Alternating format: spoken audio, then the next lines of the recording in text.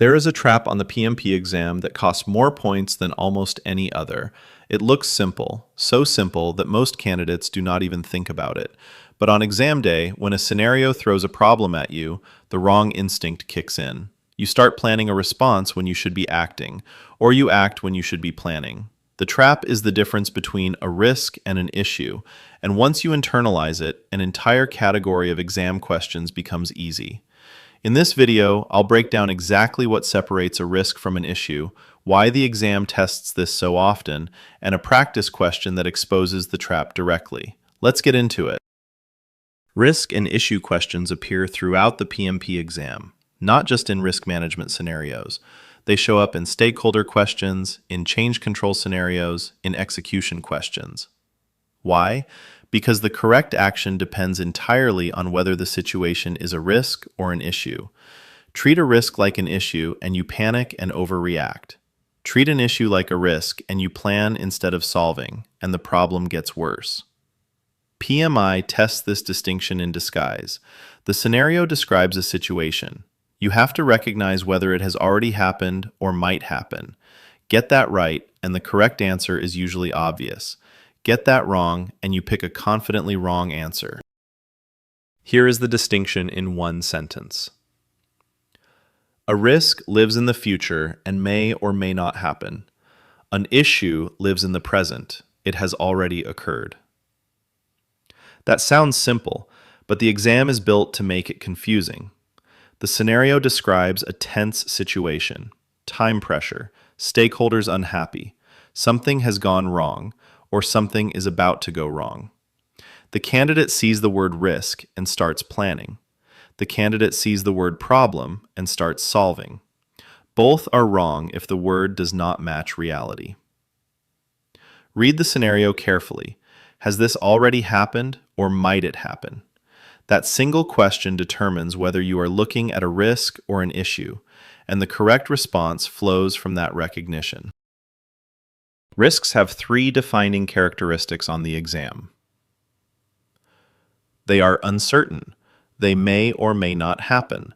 If something is guaranteed to happen, it is not a risk. It is a constraint or an assumption. They have a probability. How likely is the event to occur? The probability times the impact determines the risk's priority. High probability plus high impact equals top of the risk register. They have a planned response. Risks are planned for.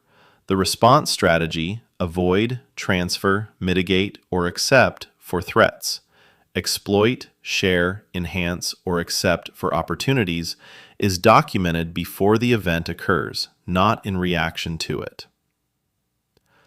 On the exam, when a scenario describes something that might affect the project later, that is a risk. The correct response involves the risk register, risk analysis, and response planning. Issues have three defining characteristics. They have already occurred. There is no probability anymore. The event has happened. The probability is 100%. They require resolution, not response planning. Planning a response to an issue is too late. The action required is solving, escalating if needed, and tracking until resolved. They live in the issue log, not the risk register. This is one of the most directly tested distinctions. The risk register holds uncertain events. The issue log holds events that have already occurred. Confusing the two is a textbook governance and process error. On the exam, when a scenario describes something that has already affected the project, a vendor missed a delivery, a key team member resigned, a defect was discovered, that is an issue.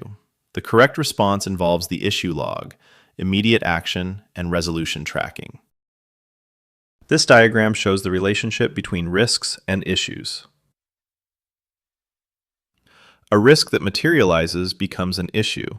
The uncertain event in the risk register has now occurred. At that moment, two things happen. First, the risk is closed in the risk register. The uncertainty is gone. Second, the issue is logged in the issue log with the actual impact, the response being taken, and the owner responsible for resolution. On the exam, questions sometimes describe a previously identified risk that has now occurred. The correct response references both, closing the risk in the risk register and opening the issue in the issue log. The PM does not just continue with the planned risk response without updating the artifacts. 3 reasons candidates confuse risks and issues on the exam. Reason 1. Everyday language. In normal conversation, people use risk and issue interchangeably. Someone says we have a risk and means we have a problem. The exam does not use the words interchangeably. Read literally. Reason 2. Scenario pressure. When a scenario describes urgency, stakeholders escalating, schedule pressure, the candidate's instinct is to act quickly. That instinct treats every situation like an issue, even when it is a risk that has not yet materialized. Reason 3. Confusing the planned response with execution. A planned risk response is documented before the event. When the event occurs, executing that response is now issue resolution, not risk response. The artifacts shift. Many candidates miss that shift. 3 wrong answer patterns to recognize. Pattern 1. Treating an issue like a risk. The scenario describes something that has already happened, and the wrong answer says plan a response or add to the risk register. The event is no longer uncertain. It is happening now. The correct answer involves the issue log and resolution. Pattern 2. Treating a risk like an issue. The scenario describes something that might happen, and the wrong answer says immediately escalate or take corrective action now. Premature action on an uncertain event wastes resources and often signals an issue management failure. Pattern 3. Skipping the artifact update. Even when the right action is taken, the wrong answer often skips updating either the risk register or the issue log. PMI tests whether artifacts are kept current. The exam uses specific language cues to signal whether you are dealing with a risk or an issue. Train yourself to recognize them. Risk language: may, might, could, potentially, there is a chance, if this happens, in the event that.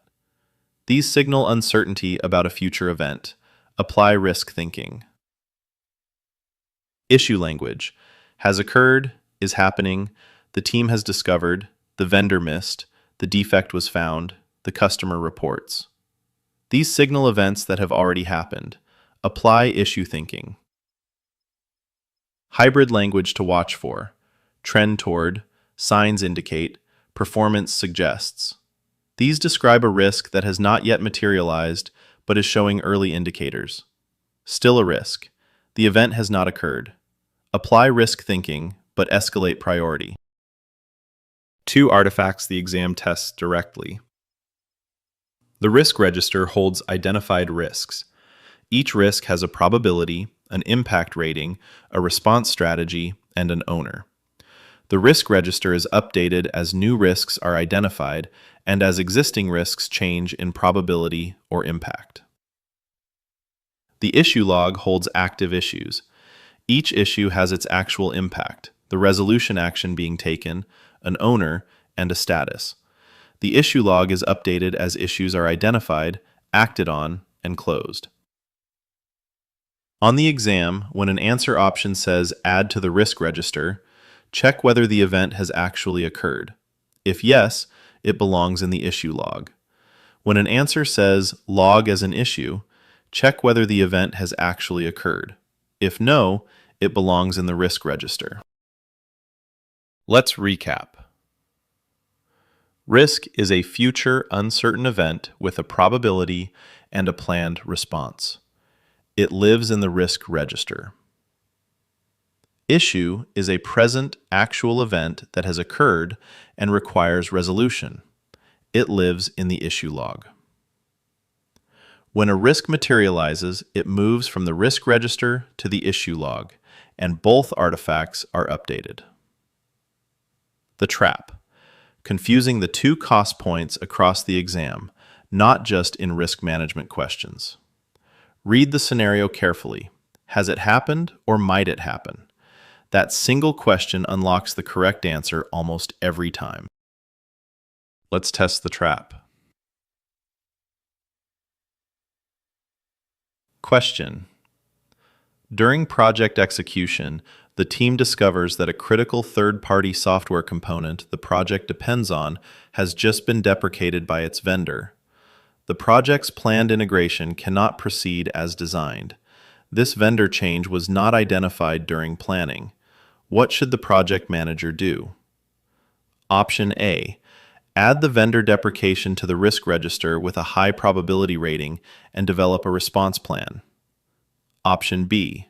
Log the situation as an issue. Assess immediate impact on scope and schedule. Identify resolution options and bring the situation to the appropriate governance body. Option C. Wait to see if the vendor reverses the decision before taking any action. Option D. Continue with the original integration plan and address consequences as they emerge. The correct answer is B. This is a textbook risk versus issue question. The vendor has already deprecated the component. The event has occurred. The project's planned integration cannot proceed. This is not an uncertain future event. It is a present reality. The correct action is to log it as an issue, assess the immediate impact, identify resolution options, and engage governance for any decisions outside the PM's authority. Why not A?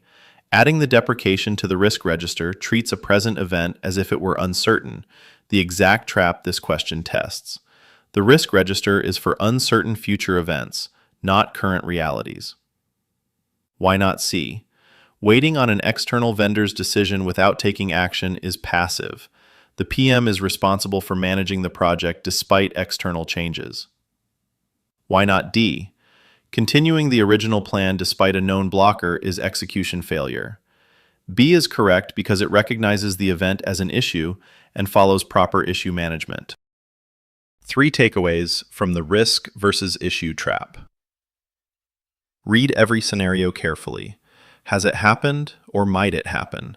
This single question unlocks the correct response category. Risks live in the risk register. Issues live in the issue log. Mixing them is directly tested as a wrong answer. When a risk materializes, it becomes an issue, and both artifacts are updated to reflect the transition. Master these 3 points, and an entire category of exam questions becomes predictable. That is the risk versus issue trap, and exactly how to avoid it on the PMP exam. Read carefully. Has it happened or might it happen? Update the right artifact. Subscribe for more PMP exam prep. Next up, another PMP exam trap that most candidates miss. See you in the next video.